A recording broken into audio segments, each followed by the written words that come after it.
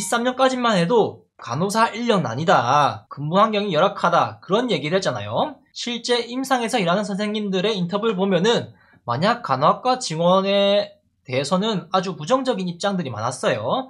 직원만 해서는 해결이 안 된다, 이런 얘기를 꾸준히 인터뷰에서 봤거든요. 그럼에도 불구하고 어떤 큰 그림, 빅피처가 있는 것인지 아니면 이권 문제 때문인지 저는 잘 모르겠으나 정말 딱 봐도 증원만 하면은 모든 게 해결되겠다, 그런 상황이 아닌데도 굳이 구태여 증원을 끝까지 밀고 붙이는 모습이 보입니다. 이미 700명씩 증원하던 거를 300명 더 늘려가지고 1000명씩 더 증원하기로 결정을 했단 말이죠. 25년 간호학과 신입생 미달 학교를 찾아보진 않았는데 제가 유튜브를 쉬기 전인 2024년 초반, 그때 간호학과 모집 정원 미달에 대한 뉴스는 전혀 없었거든요. 이제 결국에는 매년 신규 간호사는 기하급수적으로 늘고 있고, 이게 물량전의 결과죠. 2년차, 10년차, 20년차 다 포함한 그런 수치라는 거. 뭐 육아나 출산, 뭐 기타 개인 문제도 있고, 뭐 쉬고 싶은 사람도 있을 것이고, 아니면은 다른 직종으로 가신 분도 있을 것이고, 승진을 못해서 떠밀리듯이 희망퇴직, 명예퇴직 느낌으로 퇴사하는 경우도 있겠어요. 아무리 간호사가 정규직이라고는 하지만 모두가 차지 간호사가 될 수도 없고 모두가 수간호사 할 수 있는 것도 아니고 자리가 한정적이기 때문에 대학병원, 종합병원 기준 간호사의 사회적 수명은 본인 하기 나름이지만 대부분의 경우에 제 개인적인 견해로는 40세에서 50세 사이로 결판이 난다고 봅니다. 급성기 병원 간호사의 사회적 수명이요. 40세가 넘어서 내가 수간호사가 될 각이 안 보인다, 승진이 좀 어렵다, 그러면은 이제 본인이 일하던 곳보다 낮은 규모의 병원 취업을 고려하는 그런 시기가 오지 않나 싶어요. 뭐 간호사 말고 다른 직업도 그렇겠지만 뭐 간호사는 취업 잘 되고 뭐 좀 오래 일할 수 있다는 그런 이미지가 있었잖아요. 하지만 요즘은 좀 그렇지 않은 느낌을 좀 받습니다. 간호사가 병원 말고 다른 곳에서도 일할 수 있는 데가 많은데 병원 한정을 한다면은 좀 그런 생태계가 지금 진행되고 있지 않나 생각이 들어요. 그런데 지금도 이렇게 경쟁이 치열한데 15년 새 2배 정도 증가했습니다. 국시 합격자는. 근데 이렇게 경쟁이 치열한데 노란색은 최근까지 간호학과, 그러니까 신규 간호사 국시 합격한 사람들을 산정으로 조금 보정한 값이고, 일단 이 추세로 이론적으로 가면은 2040년에 간호사 면허 소지자가 100만 명 가까이 될 것이다. 뭐 이거는 다른 변수를 좀 넣은 것들이고, 결과적으로 100만 명 가는 거는 시간 문제이다. 이거는 과거에도 한번 영상으로 다뤘었죠. 그리고 여기는 집중학사 편입. 이거는 이제 2년제, 2년 만에 간호사 한다는 건데 다른 학과의 학사 학위를 가진 사람이 간호학과에 편입을 해가지고 2년만 공부하고 국시 쳐가지고 간호사 될 수 있는 제도입니다. 제가 24년 1월까지 조사했던 자료에 의하면은 우리나라에 유일하게 연세대만 이걸 하고 있고요. 지금은 잘 모르겠습니다. 간호학과에 너무 쏠린다는 게 문제예요. 이제 나중에는 고3 학생들 절반이 뭐 간호학과에 지원하는 시대가 오지 않을까, 그런 걱정이 들기도 합니다. 이제 전국의 고등학생 수가 점점 줄어들고 있어요. 그리고 24년에 입시생이 39만 8천 명, 뭐 재수생 포함인지 모르겠습니다. 24년도 간호학과 정원은 3만 명, 10% 가까운 수치잖아요. 학생 수는 점점 감소할 거고 간호학과는 1000명씩 계속 늘어날 거니까 나중에 이 중간 지점에서 절반 정도가 간호학과에 지원할 수 있는 그런 순간이 오지 않을까, 그런 걱정이 들기도 하는데 진짜 그렇게 되면은 망하는 거죠. 국가 전체 산업이 간호로 되는 그런 게 아닐까 싶은데, 이런 게 계속되다 보니까 부작용이 벌써 발생하기 시작합니다. 제가 과거에 다뤘던 9등급도 간호학과에 갔던 그런 사례도 실제로 있었고, 신규 간호사를 많이 배출해서 모두가 잘 적응하면 좋겠지만 신규 간호사의 1년 이내 사직률은 점점 올라가다가 21년에 53%에 가까운 사직률을 보입니다. 역사적인 수치를 기록했죠. 그리고 다음에 22년, 이게 가장 최근 통계예요. 이게 43.4%, 조금 낮아졌긴 했지만 여전히 40%대, 웃을 만한 수준은 아닌 거예요. 26년에는 그대로 한다고 하네요. 증원 안 하고. 시험난이 심각해가지고 간호사 증원을 1000명을 안 한다고 합니다. 하지만 이미 1000명 늘려놓은 그대로를 유지는 한다는 거. 근데 저는 이 통계가 문제가 있다고 생각해요. 이 통계 자체도 어떤 이권을 위해 누군가의 이익을 위한 입맛대로 통계 같은 그런 냄새가 물씬 풍겨요. 이 내용에 대한 자세한 거는 다음에 기회가 되면 좀 다뤄보기로 하고, 이제 눈치 빠른 선생님들은 직접 그 통계에 들어가서 보시면은 어떤 항목이 조금 위화감이 드는 뭐 좀 통계를 왜곡시키는 그런 항목이 있다라는 거를 발견할 수 있을 거예요. 일단 이 통계 출처는 병원간호사회에서 나오는 병원 간호인력 배치 현황 실태조사에 있는 항목들에서 나온 통계표입니다. 그래서 이러한 수치를 기반으로 퇴사율이 이렇게 높으니까 간호사가 여전히 부족합니다. 2만 명 넘게 매년 배출하는데도 퇴사율은 높고 병원은 인력난, 임상은 힘들다고 난리입니다. 계속 간호학과 입학 정원 늘려야 하고 집중학사제도 2년 만에 간호사 하는 거 그것도 추진해야 된다. 이제 이런 명분을 찾기 위해서 이런 통계를 만드는 게 아닌가 싶은 그런 생각이 잠깐 들기도 합니다. 음모론 같아 보이겠지만 제가 만든 영상들을 보면은 합리적인 주장이라고 생각될 만큼 제가 이 영상들에서 내용들을 좀 담아놨거든요. 궁금하신 분들은 이 영상 보시고 나중에 이 영상들도 한번 시청 부탁드립니다. 그런데 이제는 매년 간호사가 3만 명 나올 거기 때문에 간호학과 학생을 많이 뽑고 신규 간호사를 많이 배출하면은 병원이 그걸 다 수용하느냐? 그게 이제 문제죠. 병원이 그 간호사들을 다 고용해 주느냐? 그 문제를 따져봐야 됩니다. 신규 간호사들이 가고 싶은 데가 어디겠어요? 뭐 개인 사정이나 어떤 야망이 있어서 다른 곳에 관심을 가지는 경우가 아주 드물게 있지만 평균적인 관점에서 보자면은 보통 빅5 아니면 인서울에 있는 상급종합병원, 대학병원 가고 싶어 하잖아요.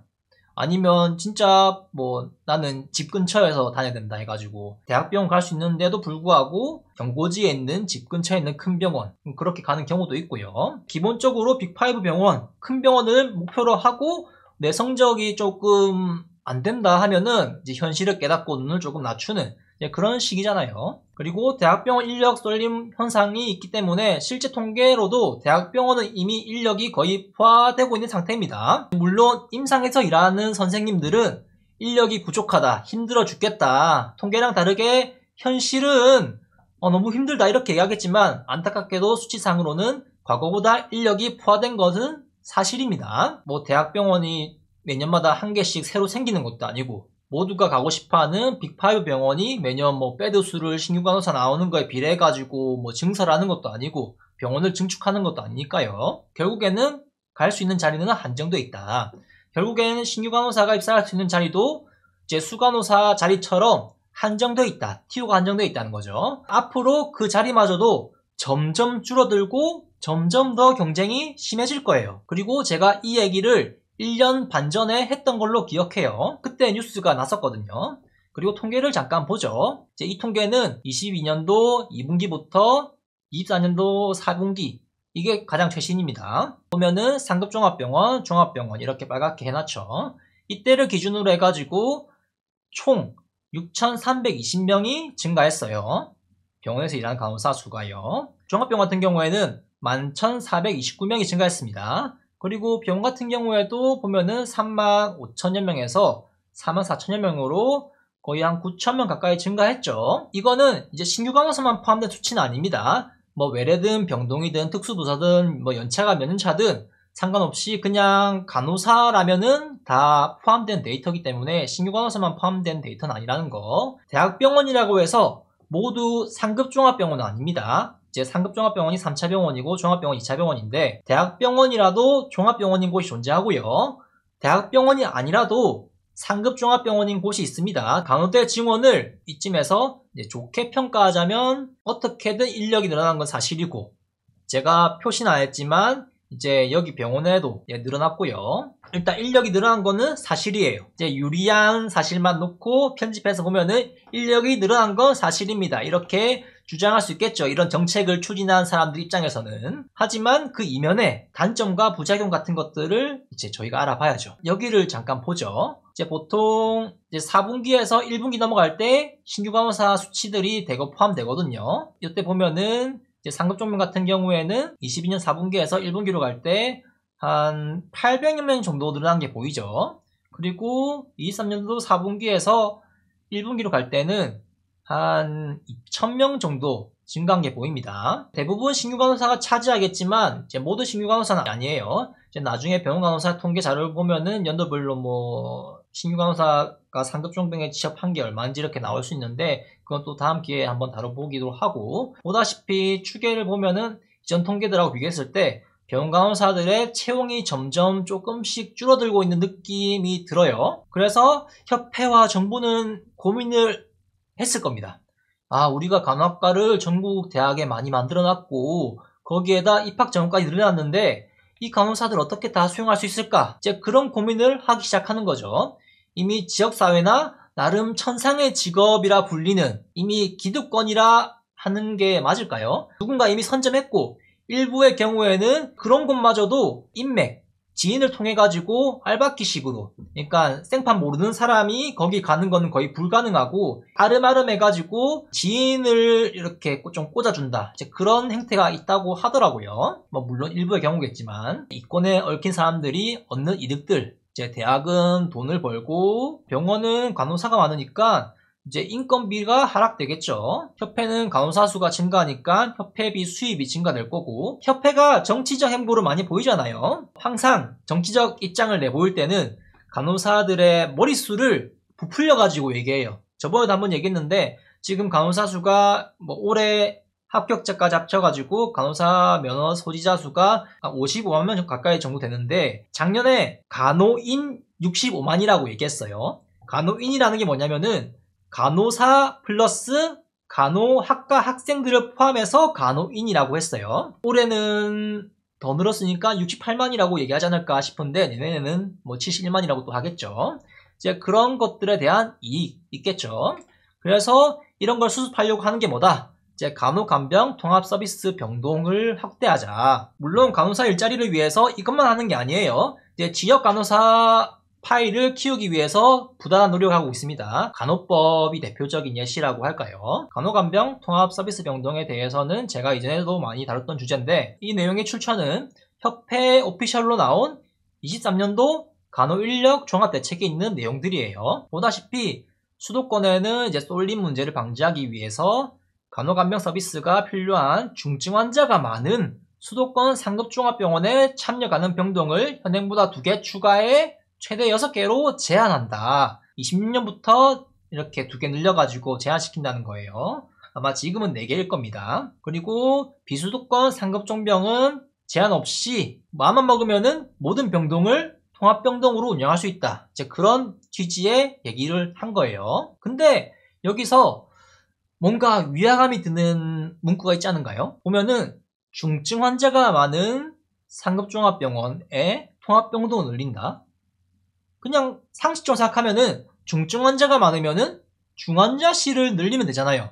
근데 왜 간호간병 통합병동을 늘리냐, 그런 생각이 좀 들지 않나요? 놀랍게도 실제로 간호정책간담회 같은 곳에서 통합병동의 운영 방침을 중환자실처럼 중증도가 높은 환자를 받겠다는 발언을 실제로 했었어요. 그리고 내년 26년부터는 비수도권 상급종병은 병동 개수 제한 없이 참여할 수 있다고 되어 있는데, 쉽게 말해서 이제 모든 병동은 통합병동으로 만들어 버릴 수 있는 가능성이 생긴다는 거죠. 맘만 먹으면은.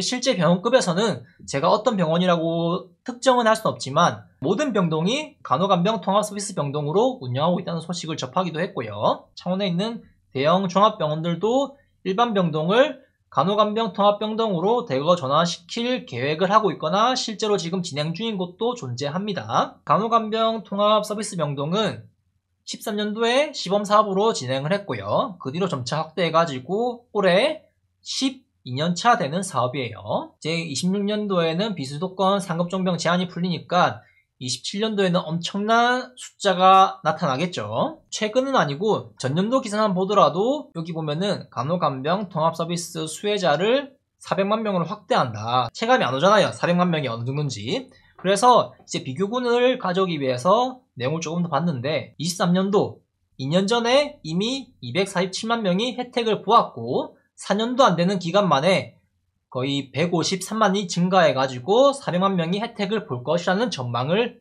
말했다고 합니다. 물론 이 정책이 좋은 부분이 분명히 존재할 거예요. 모두 그렇게 믿고 계시잖아요. 뭐 아닌가요? 간호사 입장에서 보면은 정말 안 좋은 정책임에는 틀림이 없다고 저는 생각해요. 또 환자 입장에서도 정말 시스템이 잘 되어 있고 복지나 환경이 좋은 병원이고 그런 곳이라면은 정말 이 통합병동이 최고인 경우도 있을지 모르겠지만 통계적으로는 통합병동이 독보적인 사직률 1위를 차지하고 있었고요. 거기에 더해가지고 병원에 QPS라는 부서가 있어요. 이제 QPS라는 부서가 환자 안전 관리를 담당하는 부서인데 환자 안전 관리에 대한 것들이라고 하면은 보통 낙상이나 뭐 안전사고들, 뭐 투약사고 이런 것들이 보고가 올라오거든요. 이제 통합병동에서 제 환자 안전관리 보고서 비율이 높다는 소식을 얼마 전에 전해 들었어요. 여기까지 내용에서는 퇴사율도 높고 환자 안전관리에도 조금 문제가 있는 것 같은데 도대체 왜 이걸 계속 추진하는 거지? 이렇게 생각이 들잖아요. 언젠간 좋아지겠지. 과도이기 때문에 그렇지 않을까 생각도 드는데 이미 12년 동안 이어온 정책이에요. 과도기라 하기에는 12년은 좀 긴 기간이잖아요. 결과적으로는 왜 하는 거냐? 이제 다 간호사들 취업시켜 주려고 하는 거죠. 이제 이론상 간호간병 통합 서비스 병동을 하면은 일반 병동보다 인력을 평균 1.5배 가까이 정도 더 써야 합니다. 그렇기 때문에 일반 병동에서 통합 병동으로 전환할 때 뭐 인테리어를 다 뜯어고치고 대공사를 해야 되고 설비를 새로 해야 되고 그런 것도 아니기 때문에 전환도 쉽고 간호사를 더 고용할 수 있는 여건이 만들어져요. 그리고 여기에 보면 간호간병 통합서비스 병동 수가표인데 상급 종병 부분을 보면은 1대5가 되어 있잖아요. 간호사 대 환자 수 비율입니다. 1대5, 1대6, 1대7 이제 1대5를 맞추면은 이 비용을 준다는 거예요. 그러면 와 드디어 우리나라도 미국처럼 간호사 1명당 환자 5명을 보는 그런 선진화된 간호를 할 수 있는 그런 협회와 정부의 깊은 뜻이 느껴지는 시기가 오지 않았나 싶은데 정말 이게 실현되면은 간호사는 환자 5명만 볼 수 있어서 환자 5명한테만 집중하면 되니까 환자 케어에 질적 향상이 있을 걸로 기대가 되고 그런 큰 그림을 위한 정책이 드디어 실현되기 위한 초석이 2013년부터 시작돼가지고 이제 드디어 실현되기 시작하나 생각도 들 텐데 너무나 아쉽게도 우리나라 병원이 계산하는 간호사 대 환자 수 계산식은 미국하고 조금 다릅니다. 이게 간호등급 차등제라는 거거든요. 등급마다 간호사 1명이 돌보는 병상수, 상급 종병에는 1등급이 간호사 1명이 환자 2.0명 미만을 보고요. 종합병원, 병원 의원급에는 2.5명 미만을 본다고 합니다. 1등급 기준으로는. 요양병원은 4.5명 미만 이렇게 본다고 하는데 사실 이거는 조금 왜곡된 수치라고 봐야 되거든요. 옆에 초록색깔 숫자 보이죠? 이게 실제로 추산한 간호사 1명이 보는 이 등급에 맞는 환자 수예요. 이거는 약간 눈속임이라고 봐야 될까요? 평가를 위한. 이렇게 환자를 보지 않을 가능성이 매우 높아요. 왜냐하면은 뭐 요즘 팀너싱 하는 곳이 많다고 하는데 팀너싱 하는 곳은 이제 이렇게 볼 가능성이 있는데 여전히 펑셔널 간호로 이렇게 하는 곳이 있잖아요. 만약에 환자 40명이 입원한 병동에서 한 근무에 간호사 4명이 근무를 한다. 전산으로 처방을 받고 의사한테 보고하는 차지 간호사가 1명이고 환자한테 처치 위주로 하는 액팅 간호사가 3명이다. 하면은 차지 1명이 담당하는 간호사는 40명이죠.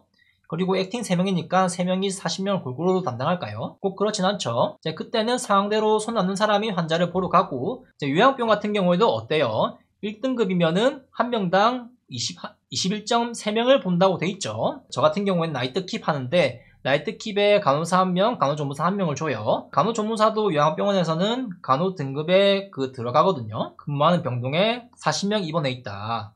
만약에 나이트 1명, 간호사 1명, 간호조무사 1명 하면은 결국엔 제가 40명 보고 간호조무사가 40명 보는 그런 상황인 거죠. 간호간병 통합 서비스 확대를 해가지고 이렇게 시스템을 정착하면은 간호사가 부족해진다. 그러면은 간호학과는 계속 간호사 뽑으면 되고 계속 공부하면 되고 이제 그런 순환이 이루어지는 거죠. 결과적으로는 간호간병 통합병동은 퇴사율도 높고 인건비도 더 많이 나가고 뭐 선진화된 간호 시스템이 되는 것도 아닌 것 같은데 도대체 왜 하는 거냐 싶죠. 이쯤 되면은 그 이유는 저는 바로 돈 때문이라고 생각을 해요. 헐 좋은 명분 아래 무언가 이해되지 않는 게 있다면은 금전적 이익을 한번 대입해보면은 뭔가 좀 갈피가 잡혀요. 수가에 일반 병동의 2배까지 된다고 하는데 이렇게 보면은 잘 감이 안 오죠. 이 다음 표는 이제 보건복지부, 국민건보공단이 배포한 자료고 3단계 인력 최적화 과정이 있습니다. 이건 일단 인력 비율 기준으로 하는 거예요. 14명을 2단계에서는 13명, 3단계에서는 11명으로 최적화를 시킬 수가 있다. 뭐 좀 날 것으로 말하자면은 인력을 갈아 넣을 수 있는 시스템을 만들 수 있다. 3단계를 거치면 그런 뜻이죠. 이 인력 기준으로 보면은 일반 병동에서 만약 50배들을 본다. 50명 구성이다. 그러면은 통합병동으로 가게 되면은 55명 구성으로 가면서 간호사는 31명에서 45명으로 약 1.5배 증가를 합니다. 그렇지만 나머지 인력, 간호조무사랑 간병지원 인력, 나중에는 간병지원 인력이 여기서부터 사라져요. 3단계에서부터는 간호조무사만 남게 되죠. 결국에는 간호사 45, 간호조무사 10, 이게 이론상 실현되는 거예요. 병원마다 조금 더 편의를 봐주기 위해 가지고 조금 더 인력을 쓰는 것도 있겠지만은 정부에서 배포한 매뉴얼에 의하면은 이렇게 운영이 가능하다는 겁니다. 간호사가 1.5배 증가했으니까 간호사를 더 고용할 수 있는 환경은 만들어지는 거예요. 그런데 간병지원 인력과 간호조무사를 포함한 19명이 10명으로 줄어들었으니까 결과적으로는 간병 인력들하고 간호조무사들이 하던 업무를 45명이 나눠가지고 분담을 해야 하는 상황이 되는 거죠. 필터링 없이 얘기하자면은 간호사 밥그릇 챙기려고 다른 직업 일자리 뺏는다. 그런 비판을 언젠가는 받게 되는 날이 올지 모르겠습니다. 실제로 지금 그런 상황이 발생하고 있고 그냥 언론에 대서특필될 정도로만 이렇게 나오지 않는 거라 생각을 해요. 이게 한 개의 병동에 대한 것들이고 보통 종합병원은 300병상 이상이고 대형 종합병원은 500에서 1000베드, 서울에 있는 빅5 병원 보면은 2000베드, 2700베드 막 그렇게 있으니까 생각해보면은 전부 다 통합병동으로 전환시키면은 엄청난 매출을 올리는 거죠. 매출 올라가는 거에 대비해서 인건비는 4억 정도만 지출하면 되거든요. 그래서 매출 올라가는 거에 대비해서는 인건비 지출은 크지 않다는 거죠. 작년 4월에 간호학과 정원 1000명 증가, 취업 보장되는 간호대 인기 상승 전망이라는 기사가 났습니다. 보면은 기사 내용에도 장기간의 경계 침체로 인해 취업난이 심화된 가운데 취업이 보장된 간호대 인기가 올라가고 있다 하면서 1000명 증가한 거에 대해서 엄청 기대감을 표시해요. 취업난이 심화된 가운데 취업이 보장되는, 근데 불과 1년도 안 된 올해 1월 달입니다. 7개월 뒤죠. 취업난, 인력난이 아니고 취업난입니다. 취업절벽, 역대급이라는 단어가 포함되어 있어요. 간호대 졸업생 3명 중 1명만 취업된다고 합니다. 기사 내용에 보면은 의료 대란이 길어지면서 간호대 졸업자들의 취업률이 23년 81.9%에서 올해 초 33.9%까지 떨어진 걸로 나타났다. 24년은 신규 간호사들이 의료 대란 때문에 이거 맞은 게 확실해요. 근데 23년도에는 의료 대란이 아니었거든요. 그때부터 조짐이 보였어요. 근데 의료 대란이 이제 마지막 한타를 친 거죠. 제 영상의 마지막 내용이 좀 희망이 되었으면 좋겠네요. 저도 그걸 좀 생각하고 있습니다. 마지막까지 한번 봐주세요. 그렇게 간호학생을 늘려서 간호사 배출을 늘리면은 병원이 모두 고용해준다는 보장 이제 없잖아요. 그러면은 이 정책을 미는 사람들 입장에서는 이런 얘기를 할 겁니다. 분명히 요즘 애들 눈이 너무 높아서 그래요. 수도권 쏠림 현상이 심해서 그래요. 뭐 지방병원으로 좀 가고 그러면 되는데 다들 눈만 높아가지고 대학병원 가려고 하니까 이런 거 아니에요. 이런 말을 분명히 할 것 같아요. 아니 그렇게 공부했는데 당연히 인서울 성적 좋으면은 빅5 병원에 쓰는 게 당연한 거 아니에요? 고3 수험생들한테 뭐 전교 1등에서 10등 하는 아이들한테 요새 지방대 소멸이 가속화되고 있으니까 너희들 인서울 대학 갈 생각하지 말고 조금 희생해가지고 지방대 적당한 과에 가서 좀 지방대 소멸 좀 막아달라. 그렇게 말하는 거랑 뭐가 다른지 모르겠어요. 저는 열심히 노력하는 학생들한테 지방병원 인력들 부족하니까 너희들이 좀 희생해서 그쪽으로 가라. 솔직히 이런 걸 기대하고 하고 있어요. 국가의 의료 발전을 위해서 소수가 좀 희생해라는 식의 이제 너무 전체주의적인 마인드가 좀 있는 게 아닌가 싶어요. 이런 문제가 발생하게 된 원인이 뭘까요? 앞서 얘기했다시피 간호대 증원과 신규 간호사 배출이 늘어난 탓에 경쟁자가 많아져가지고 뭐 10년 전 같으면은 빅5 그냥 합격할 정도의 스펙인데 지금이면은 그 합격할 스펙에 토익이나 다른 스펙들을 A4용지 빼고 키 한 장 자소서에 딱 내야 경쟁할 수 있는 수준이 되는 그런 게 아닐까 싶어요. 그런데 여기서 더 문제는 대학병원 자체에서 간호사 채용을 감축하고 있다는 겁니다.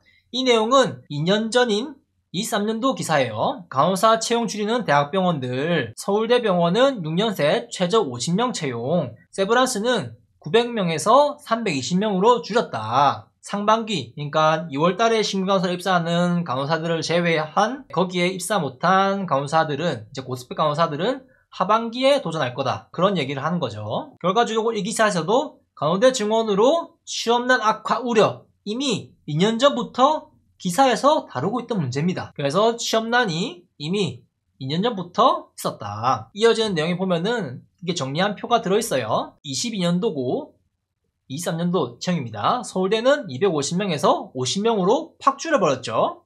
연세 세브란스랑 강남 같이 이렇게 하더라고요. 신촌하고 강남. 920명에서 320명으로 30% 줄였죠. 건국대 같은 경우에도 이제 000명에서 00명으로 줄였습니다. 000명은 세 자릿수로 채용한다는 거고 00명은 두 자릿수, 이제 0명이라고 하면 한 자릿수 채용한다는 뜻입니다. 신규 간호사랑 간호학과 학생이 늘어나는데 바늘 구멍은 더 작아지고 있다는 거예요.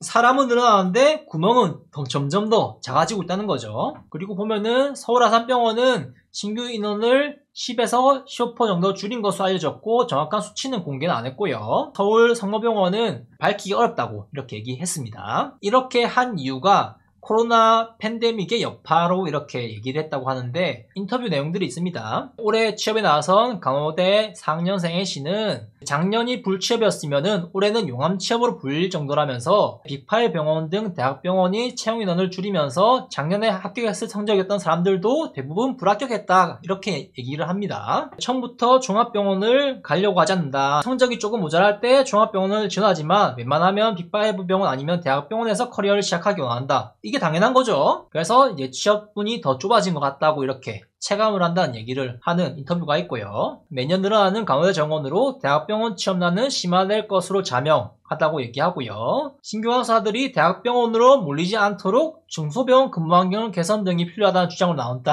아니 이게 무슨 말이냐면은 고3 학생들이 인서울대학에 몰리지 않도록 지방대학교의 여건을 개선해야 된다. 그런 거랑 똑같은 말이에요. 아니 지방대학 여건을 개선한다고 해가지고 고3 수험생들이 인서울대학, 서영구 포기하고 지방대학교 갈까요? 이건 애초에 넌센스예요. 그냥 넌센스. 그리고 간호계 관계자도 간호사가 부족한 건 사실이기에 간호대생을 늘려야 하는 건 맞다. 정말 이 소리에 헛웃음이 나옵니다. 항상 정치적으로 말하는 사람들 보면은 중간중간에 그 중요한 말들을 좀 빼먹으면서 해요. 여기에 중요한 말이 뭐가 빠졌냐. 간호사가 부족한 건 사실이기에 간호대생을 늘려야 하는 것은 맞다. 이거를 뭘 바꿔내냐면은 지방 중소병원 간호사가 부족한 건 사실이다. 그렇기 때문에 간호대생을 늘려야 한다. 근데 이게 좀 모순이죠. 이제 지방 중소병원 간호사가 부족한 것 때문에 간호대생을 늘려야 한다는 게 이미 하고 있는데 안 늘잖아요. 그러면 다른 대안을 생각해야 되는데 그냥 이거 말고는 할 게 없나 봐요. 그리고 정부가 지역사회로 간호사들이 진출할 수 있는 문을 열어주지 않는 것도 문제. 이게 무슨 말이냐면은 지역사회로 간호사들이 진출할 수 있는 기회가 간호법이 간호법. 간호법에 있는 내용들을 제가 다 꼼꼼히 읽어봤는데 간호법 내용에 병원에서 일하는 간호사들을 위한 내용은 거의 없어요. 거의 다 지역사회 간호사들의 파일 늘리기 위한 그런 내용들이 많거든요. 그래서 간호법을 정부가 열어주지 않는다. 그 말입니다. 24년 9월에 나온 기사입니다. KBS에서 나온 기사고요. 빅5 등 대형 병원들 올스톱했던 신규 간호사 채용 속속 재개한다. 그런 기사가 떴습니다. 애초에 24년도에는 전공의 집단 사직 후 경영 악화 이유로 신규 간호사 채용을 잠정 중단했다. 그런 기사가 있었습니다. 제가 표로 정리해봤습니다. 구체적으로 명시를 안 한 병원들이 많아요. 00명 아니면은 뭐 확인 불가 그런 것도 있고요. 일단 제대로 명시한 병원들만 적어봤습니다.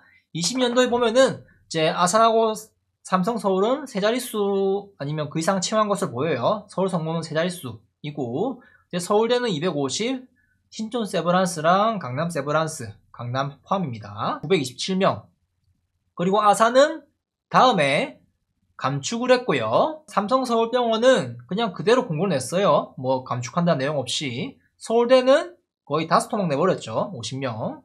이제 세브란스도 30% 수준으로 이제 완전 새 토막 내버렸죠. 서울성모는 아까 봤다시피 구체적으로 밝히기 어렵다. 채용인원 감축을 안 한다 하면은 감축 계획이 없다 얘기하면 되는데 구체적으로 밝히기 어렵다 하면은 감축을 어느 정도 했다고 좀 봐야 되지 않을까 싶어요. 그리고 24년도에는 전체적으로 채용을 안 했죠. 삼성서울은 이전하고 똑같은 그런 폼으로 이렇게 채용 공고를 띄운 걸로 보이고요. 서울대는 150명, 세브란스는 검색해도 안 나와요. 신촌하고 강남 뺀 다른 세브란스는 채용 공고가 있는데 신촌하고 강남은 안 나오더라고요. 그리고 서울 성모는 폼이 그대로더라고요. 그래서 일단은 이게 다시 이렇게 회복이 되고 이전처럼 더 올라갈지 아니면은 다시 감소를 할지 좀 지켜봐야 될 것 같습니다. 그래서 이렇게 간호사들은 많이 느는데 간호사들이 가고 싶어하는 대학병원, 빅5 병원들은 이제 인력 감축을 최근에 했고 사람은 많은데 들어갈 채용문은 점점 좁아지니까 큰 문제죠. 더 이상 취업이 보장되는 그런 학과가 아니고 취업난이라는 말이 나올 정도로 취업이 어려운 그런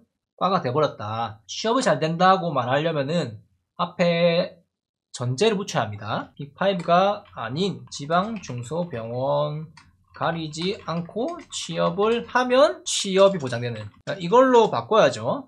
결국엔 지방 중소병원은 여전히 인력이 좀 부족한 건 사실이기 때문에 이렇게 가면은 취업은 되긴 하는데 모든 사람이 다 좋은 데 가고 싶어 하잖아요. 그렇기 때문에 이거는 솔직히 현실적으로 메시아가 나타나지 않는 이상, 개혁을 하는 그런 사람이 나타나지 않는 이상 현행을 유지할 것 같아요. 인력을 늘린다고 해가지고 해결책 되는 것도 아니고요. 그래서 이제 제가 미국 간호사에 대해서 좀 비판적인 얘기를 했는데 이 정도쯤 되면은 미국 간호사 가는 거를 조금 차선책에 둬야 되지 않나 그런 생각이 듭니다. 플랜 B로는 미국 간호사 좀 돌려보자, 그런 생각을 해야 되지 않나 싶습니다. 지역사회 간호사의 문을 열어야 한다는 말도 이제 신규 간호사들을 위한 그런 자리를 마련해주기 위해서 하는 거는 아니라고 저는 생각이 들어요. 예전 같으면 내가 원하는 병원에 가고도 남을 스펙인데 이제는 경쟁을 하면서까지 가야 되고 그 경쟁에서 이제 입사를 못하는 상황이 발생하면은 미국 간호사로 가는 게 최선이 아닐까 싶습니다. 물론 미국 간호사도 이것저것 많이 따져봐야 돼요. 내가 한국을 떠나 미국이라는 곳에 홀로 서기를 할 수 있는 각오가 되어 있는지부터가 중요하겠죠. 예전에 제가 알던 후배는 인서울에 좋은 병원 갈 수 있는 스펙임에도 불구하고 이제 부모님하고 같이 살고 부모님 매일 봐야 하고 본가에서 출퇴근하고 싶다고 해가지고 그 좋은 기회를 포기하고 연고지에서 이렇게 출퇴근하는 그런 경우도 봤거든요. 그래서 이렇게 외국으로 가는 게 각자의 개인 사정이 다 다르고 삶에 대한 가치관이 다르기 때문에 이제 미국 간호사라는 것이 누군가에게는 정말 쉬운 도전이 될 수 있지만은 누군가에게는 정말 큰 결정을 내려야 하는 그런 인생의 중대사일 수도 있다. 물론 중대사지만 누군가에게는 더 어렵게 느껴지는 걸지도 모른다. 그런 관점이 있다는 거죠. 객관적으로 봤을 때 한국 간호사와 미국 간호사를 비교했을 때 한국 간호사가 전혀 비교 안 될 만큼 미국 간호사가 좋은 거는 명백한 사실이에요. 미국 간호사 하면 떠오르는 게 높은 연봉과 워라밸이잖아요.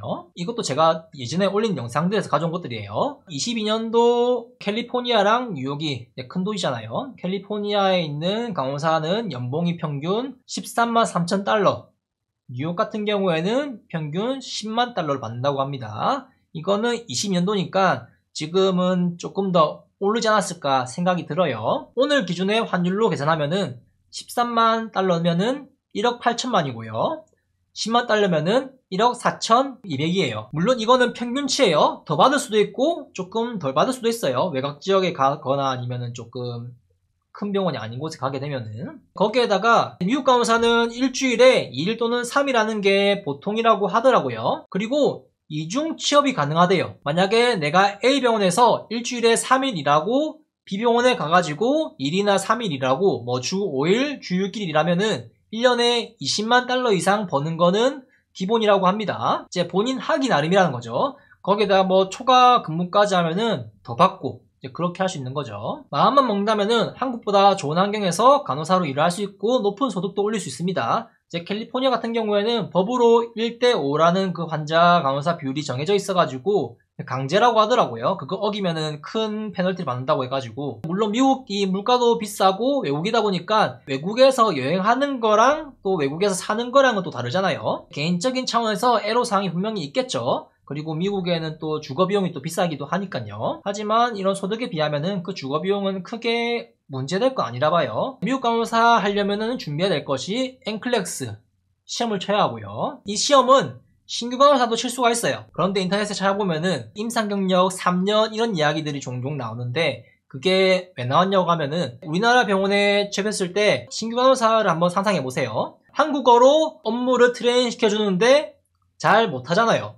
한국어로 트레이닝을 하는데 업무가 능숙해지려면은 짧으면 6개월, 뭐 평균적으로 1년 정도는 해야 1인분 한다. 그런 얘기를 하잖아요. 신규 간호사가 이제 좀 홀로서기를 하려면은 1년은 좀 해야 일이 좀 된다. 그런 얘기가 있듯이 한국어로 소통을 하면서 그런 기간이 걸리는데 신규 간호사가 아예 일도 모르는데 그냥 미국 간호사 라이센스만 따가지고 미국에서 신규로 생활하면은 언어 잘못 때문에 배우는 게 더 오래 걸리지 않을까 이제 그런 걱정도 있고 이미 선배들의 그런 경험이 있기 때문에 임상 경력 3년 정도 있어야 어디든 취업이 신규 간호사 할 때보다 조금 잘 된다. 그런 이야기가 있기도 합니다. 그런 걸 좀 선호한다고 하고요. 특수부서 경험을 조금 선호한다고 합니다. 그리고 가장 큰 문제는 이제 영어죠, 영어. 영어로 소통을 해야 되니까 영어가 가장 큰 문제일 겁니다. 미국 간호사를 준비하는 사람들 중에서는 이제 뭐 다른 문제도 있죠. 뭐 일부 지역에서는 인종차별이 심하다. 뭐 그런 것도 있고 미국에는 해고가 쉽다 그런 얘기 하는데 미국 간호사 해고가 잘 안 된대요. 그러니까 환자가 죽음에 이르는 그런 의료사고를 간호사가 저지르지 않는 이상 해고당할 일은 잘 없다고 합니다. 뭐 실제로 한국에서도 환자를 사망에 이르게 하는 의료사고를 일으키면은 당연히 해고당하잖아요. 그렇기 때문에 이거는 크게 문제 될 건 아니라 봐요. 본인이 정말 매뉴얼대로 잘한다고 하면은. 그렇지만 이제 뭐 소송 걸리면은 소송 비용도 크고 하니까 일단 이건 조금 염두에 둬야 할 필요가 있다. 그래서 저는 이제 저번에 미국 간호사에 대해서 나름 좀 비판적인 영상을 만들었어요. 나름 객관적이라 했는데 내용을 보니까 좀 비판적인 영상이더라고요. 그래서 근데 지금 간혹의 상황을 보면은 이 미국 간호사 가는 것도 나쁘지 않겠다. 정말 진지하게 생각해봐야겠다. 그런 생각이 들어요. 이제 저도 미국 간호사 도전해볼까 하는 생각이 좀 최근에 들기 시작했어요. 이제 5년 정도 간호사하고 유튜브 하면서 5년이 좀 지난 시점에서 뭐 큰 변화가 없으면은 저도 미국 간호사라는 선택지를 조금 진지하게 고민하고 좀 미국 간호사로 가봐야 되지 않나 그런 생각이 듭니다.